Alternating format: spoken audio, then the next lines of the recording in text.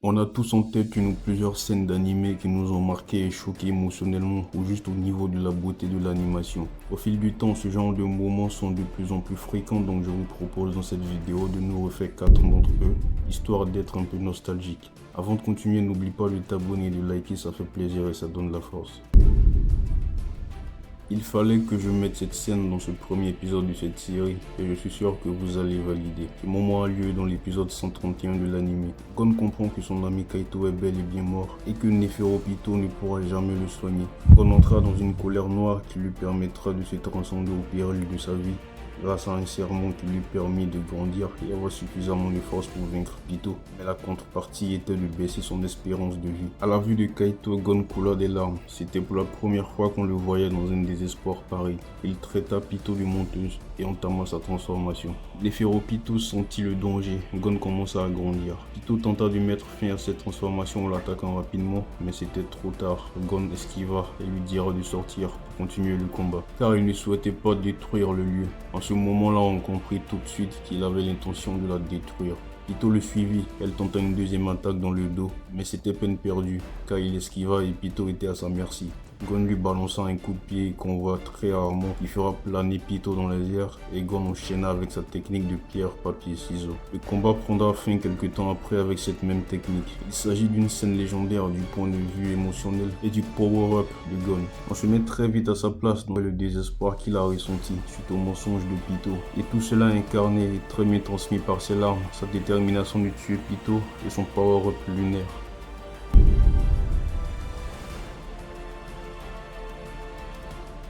On change de style en passant à un anime de sport, Belot. La séquence culte se produira dans l'épisode 20 lors du match entre l'équipe de Rin et d'Izagi. L'équipe de Nagi étant menée 2-1 par l'équipe du top 3 des sélections, emmenée par le meilleur joueur Rin, se retrouve agacé par ce qui se passe sur le terrain et décide de se mettre en valeur.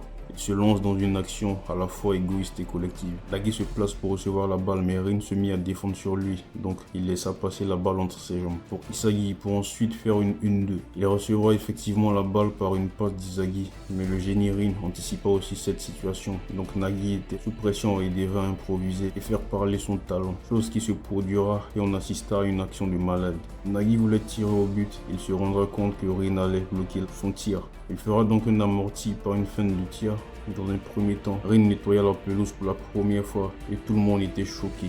Nagi marqua dans un deuxième temps par une repousse de volée. Il s'agit d'une action de classe mondiale du début à la fin et surtout l'action finale dans laquelle on retrouve tout le talent de Nagi.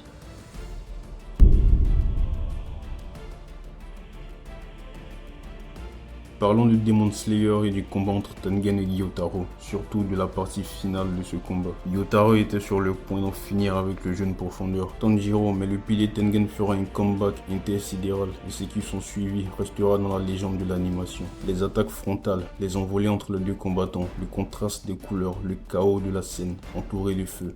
Le changement de plan autour des combattants, la puissance et la rapidité des attaques. La scène était culte, l'atmosphère était terrifiante et lourde. On sentait qu'il s'agissait d'un combat entre une lune supérieure et un pilier. Bref, vous l'avez compris, c'était un combat lunaire et pour moi le meilleur combat de Demon Slayer au terme des 2 premières saisons. Sa particularité était la beauté de l'animation, le rythme du combat et la triste fin entre le dialogue de Gyotaro et Daki, sa sœur.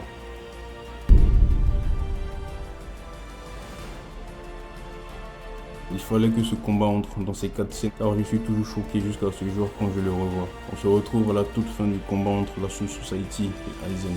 Ichigo reviendra d'un entraînement intensif grâce à son père. À son arrivée, on sentait déjà une différence dans son attitude et les gens autour de lui ne sentaient rien émaner de lui, même pas Aizen. On comprendra plus tard qu'il ne ressentait rien car il en était incapable. Ichigo avait tellement évolué par rapport aux autres qu'à titre de comparaison, c'était comme si nous parvenions à transcender le temps et comprendre la réalité des êtres qui vivent en 5 dimensions. Chose d'impossible, nous ne ressentirons rien émaner d'eux. C'était pareil avec Aizen et Ichigo, mais Aizen s'en apercevra seulement à la fin du combat. Le combat débuta avec un échange de coups d'épée qui détruira tout ce qui était aux alentours. Aizen changea de forme avec des power-up et lança le Haddo numéro 90, cercueil noir, et enferma Ichigo.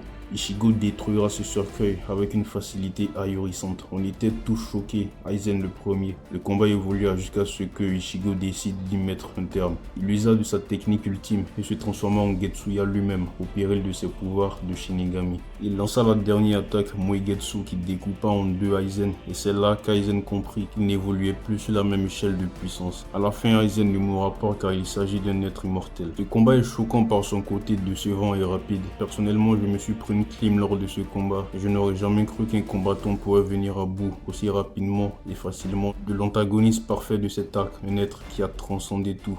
Limite, j'ai eu l'impression qu'il s'agissait d'un combat liquidé vite fait. Donnez votre avis en commentaire et les scènes que vous avez trouvées légendaires. J'en ferai une deuxième partie. C'est la fin de la vidéo, merci d'avoir regardé. N'oubliez pas de vous abonner, de liker, on se dit à très bientôt.